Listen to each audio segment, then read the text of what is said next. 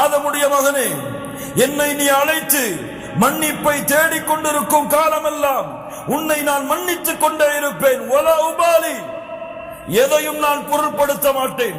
ஆதமுடைய மகனே, உன்னுடைய பாவங்கள் வானத்தின் முகடை அனானசமா, வானத்துடைய முகடை தொட்டுவிட்டாலும் அதற்கு பிறகு என்னிடத்திலே பாவ மன்னிப்பை தேடினால் உன் பாவத்தை நான் மன்னிக்கிறேன்.